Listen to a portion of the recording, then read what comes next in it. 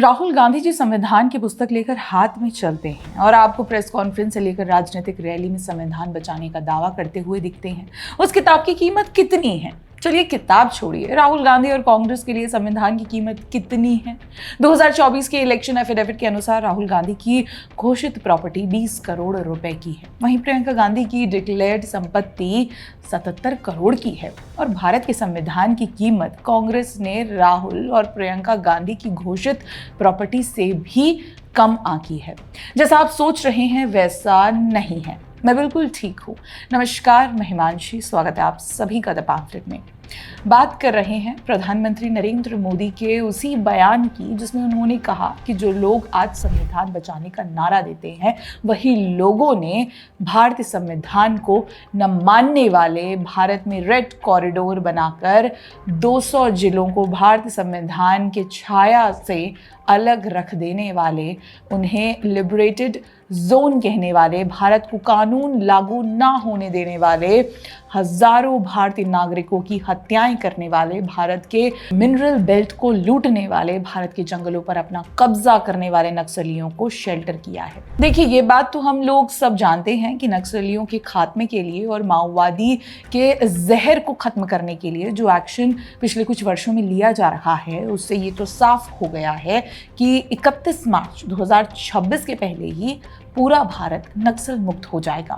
जिस भारत में कभी 200 से अधिक जिले नक्सल प्रभावित थे, आज उसमें केवल 11 डिस्ट्रिक्ट नक्सल हिट हैं और उनमें से केवल 3 ही डिस्ट्रिक्ट वे हैं जो एक्सट्रीमली नक्सल ही डिस्ट्रिक्ट में गिने जाते हैं। लेकिन भाई, इस स्टेट्स को, इन आंकड़ों को 11 और 3 पर लाने के लिए नरेंद्र मोदी और अमित शाह और भारतीय जनता पार्टी की सरकार की ज़रूरत क्यों पड़ी, ये समझना इस वीडियो में ज़रूरी है। इसकी ज़रूरत इसलिए भी पड़ी क्योंकि नक्सल और वर्स्ट हिट डिस्ट्रिक्ट्स को साल के 30 करोड़ रुपए इंटीग्रेटेड असिस्टेंस प्लान के तौर पर हर साल मिलते थे। और अगर नक्सलियों को खत्म कर जिलों को नक्सल मुक्त घोषित करने का प्रयास होता तो कांग्रेस की लोकल लीडरशिप तक वो पैसा नहीं पहुंचता। तो हम ये कह सकते हैं कि राहुल प्रियंका गांधी की कुल डिक्लेयर्ड प्रॉपर्टी से भी कम कीमत कांग्रेस के लिए इस देश के संविधान की है। लेकिन ये तो हुई एक छोटी बात। कांग्रेस नक्सलियों से संविधान क्यों नहीं बचा पाई, उसकी जड़ें और भी गहरी हैं। प्रधानमंत्री नरेंद्र मोदी ने कहा कि जो नक्सल भारत के संविधान को नहीं मानते, जो नक्सलियों के कंट्रोल वाले एरियाज में भारतीय लॉस, इंडियन नेशन स्टेट की कोई कीमत नहीं है, उसकी कोई रिकॉग्निशन नहीं है, उसको कोई मानता नहीं है। ऐसे नक्सलियों को सालों साल टालने का काम इसी कांग्रेस ने किया है। और पीएम नरेंद्र मोदी का ये कोई पॉलिटिकल क्लेम नहीं था, ये एक फुली फैक्ट बैक्ड क्लेम है जिसे हम क्रोनोलॉजिकल रूप से एक्सप्लेन कर सकते हैं।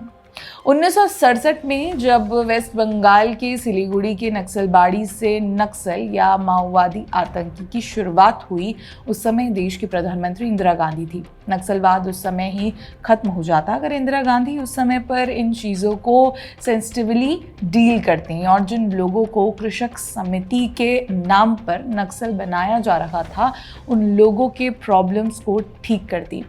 आपको पता है, उस समय लाइसेंस राज के दौर में जो लोग थे वो अपनी फसल, अपने उपज को भी सही जगह पर बेच नहीं सकते थे। चावल खरीदने के लिए भी विशेष परमिशन की ज़रूरत होती थी। इस दौर में स्वाभाविक था कि जो छोटे किसान थे वो लोग सबसे अधिक अफेक्टेड थे और इसलिए जो छोटे किसान थे उन्हें लगा कि जो कृषक समिति बन रही है वो कृषक समिति उन्हें फ़ायदा पहुंचाएगी, उन्हें ज़मीन दिलाएगी और इस ज़मीन पाने की लालसा में, गरीबी मिटाने की लालसा में जो लोग कृषक समिति से जुड़े उन लोगों की स्ट्रेंथ को माओवादी की जहर का लीड मिला और भारत में नक्सलवाद की शुरुआत हुई।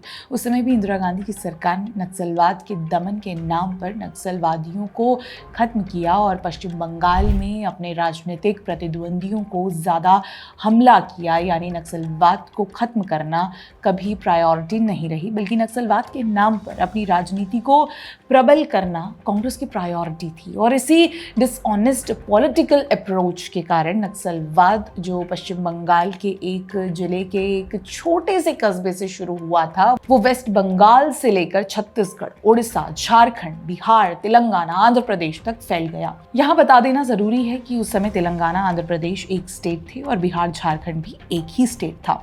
इंदिरा गांधी के शासन में जिस प्रकार से नक्सल को हटाने के नाम पर केवल राजनीतिक ओपोनेंट्स को हटाने का काम हुआ, लेकिन उसके बाद खेला गया सबसे खतरनाक खेल नक्सलियों के सबसे बुरे प्रभावित दौर में रहा यूपीए का शासनकाल। जब दंतेवाड़ा में नक्सल हमले जैसी घटनाएं हुई, जब छत्तीसगढ़ में कांग्रेस के स्टेट प्रेसिडेंट सहित कांग्रेस के बड़े नेता महेंद्र कर्मा को नक्सलियों ने निर्मम रूप से मारा, लेकिन अपने नेता की हत्या के बाद भी कांग्रेस पार्टी ने कभी भी इन नक्सलियों के खिलाफ ऑल आउट ऑपरेशन चलाना तो दूर की बात, बल्कि उन्होंने इन नक्सलियों को साथ सहानुभूति रखने वाले या फिर इन नक्सलियों को आइडियोलॉजिकली बैंकिंग देने वाले अर्बन नक्सलियों को अपने साथ बिठाया। अर्बन नक्सलियों को कैबिनेट मंत्री तक का पावर देकर उस बॉडी में शामिल किया जिसे नक्सलियों के खिलाफ पॉलिसी बनानी थी। बात कर रही हूँ एनईसी की, नेशनल एडवाइजरी काउंसिल। उसकी चेयरपर्सन नक्सलियों की सबसे बड़ी सिंपैथाइजर अर्बन नक्सल अरुणा रॉय और मेंबर नक्सल विचारधारा को अकादमी में एस्टैब्लिश करने वाले जॉन दर्जे और प्रोपेगेंडा नक्सलियों को पत्रकारिता के माध्यम से प्रोपोगेट करने वाले, शील्ड करने वाले सिद्धार्थ वर्धन राजन जैसे लोग थे। ये कांग्रेस की एक ऐसी हिस्टोरिक ब्लेंडर या फिर सोची समझी नीति थी जिसे हिस्ट्री कभी भी ओवरलुक नहीं कर पाएगा। लेकिन राहुल गांधी ने जब संविधान बचाने की अपनी यात्रा शुरू की, राहुल गांधी ने संविधान बचाने का जो अपना युद्ध शुरू किया, तो उनके लिए बेहतर था कि वो अपनी लड़ाई नरेंद्र मोदी और सरकार के खिलाफ लड़ने से पहले उन जंगलों में जाते, अबूझमाड़ के जंगलों में जाते, बस्तर में जाते और वहां जाकर वह नक्सलियों को, अपने भाइयों को कहते कि कांग्रेस पार्टी के साथ आओ, संविधान बचाओ, संविधान बचाओ, संविधान बचाओ, तुम्हारा झंडा लाल है, मेरी किताब भी लाल है, आओ मिलकर क्रांति फैलाएं, चलो चलो संविधान बचाएं। लेकिन राहुल गांधी ऐसा नहीं कर सके, क्योंकि राहुल गांधी जानते हैं कि जिस प्रकार की पॉलिटिक्स को, जिस प्रकार के एंटी इंडिया नैरेटिव को, जिस प्रकार के भारत विरोधी विचारधारा को और जिस प्रकार के फॉरेन प्रोपेगेंडा को इंडिया में प्रोपोगेट कर रहे हैं, उसको जिंदा रखने के लिए नक्सलियों को और अर्बन लक्षणों को जिंदा रखना होगा। इसलिए रेड कॉरिडोर में संविधान की हत्या, रेड कॉरिडोर में संविधान को बंधक बनाए रखना, रेड कॉरिडोर में भारत के कानून का लागू न होना राहुल गांधी को कभी नहीं दिखा। उल्टा कांग्रेस हमेशा उन्हें शेल्टर देते आई है और इसके लिए एक नहीं 100 उदाहरण पड़े हैं। साल 2011 में जब राहुल गांधी की एंट्री पॉलिटिक्स में रीब्रांडिंग के साथ फिर से हो गई थी और उस समय ओडिशा के मलकागिरी के डीएम आरवी कृष्णा को नक्सलियों ने अगवा कर लिया था और उनकी मांग थी कि बदले में 8 नक्सलियों को छोड़ा जाए, तब जाकर कलेक्टर कृष्णा को छोड़ा जाए। स्वाभाविक सी बात है कि 8 नक्सलियों को छोड़ा गया और कलेक्टर को बचाया गया। लेकिन पता है उन 8 नक्सलियों में से एक नक्सली कौन थी? उनमें से एक नक्सली थी बहुत ही कुख्यात नक्सली राजू हरगोपाल कृष्णा की पत्नी पद्मा। लेकिन बड़ी बात ये नहीं है, बड़ी बात ये है कि पद्मा हर्षमंदर का एनजीओ चलाती थी। वही हर्षमंदर जो एनईसी का मेंबर था और एनईसी वो बॉडी थी जिसे नक्सलियों के खिलाफ एक्शन लेना था। सोचिए, कांग्रेस ने एक अनकॉन्स्टिट्यूशनल बॉडी बनाई एनईसी। उसका काम नक्सलियों के खिलाफ पॉलिसी बनाना था। उसी एनईसी के मेंबर के एनजीओ में नक्सल काम कर रहे थे। कि कितना बड़ा धोखा देश के साथ हो रहा था कि नक्सलियों को ही नक्सलियों के खिलाफ पॉलिसी बनाने के लिए बैठा दिया गया। और इसका असर ये हुआ कि जब हम लोग बड़े हो रहे थे, तब जेनजीज बड़े हो रहे थे, मिलेनियल्स बड़े हो रहे थे, और जब उन्हें अखबार से और न्यूज़ से इंट्रोड्यूस कराया गया तो उनके दिमाग में ये सीड किया गया कि नक्सलियों का एक अलग पर्पस होता है और नक्सलियों को आतंकी कहना गलत है। आज 2025 में प्रधानमंत्री नरेंद्र मोदी ने जब ये कहा है कि इन्हें तो नक्सली का नाम दिया गया है लेकिन असल में ये माओवादी आतंकी हैं, तो उस दशकों की सीडिंग को भी खत्म किया गया। वैसे तो नक्सल हिंसा के खिलाफ और माओवादी आतंक के खिलाफ बहुत बातें हो सकती हैं और बहुत बातें हो भी रही हैं। शुरुआत 17 अक्टूबर को 210 नक्सलियों ने सुकमा में सरेंडर किया है, जो आज तक के इतिहास का सबसे बड़ा सरेंडर है। उसके पहले दिन अंबुजमर में 170 नक्सलियों का सरेंडर। जिस स्पीड से नक्सल सरेंडर कर रहे हैं उससे ये साफ है कि नक्सल मुक्त भारत कोई स्लोगन नहीं बल्कि रियलिटी है।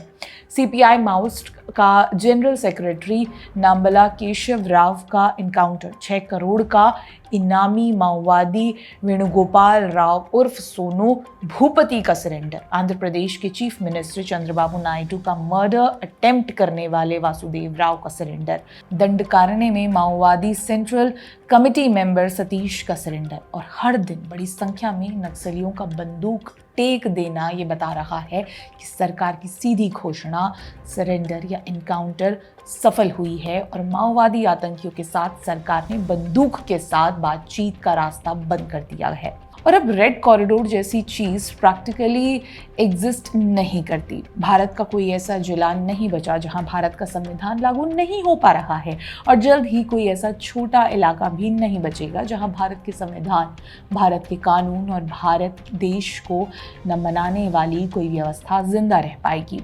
ये काम जिस प्रधानमंत्री नरेंद्र मोदी ने किया है उनको क्रेडिट भी मिलना चाहिए और राहुल गांधी से पूछना भी चाहिए कि आपको लाल झंडे वाले क्षेत्र में संविधान लागू करने से किसने रोका था।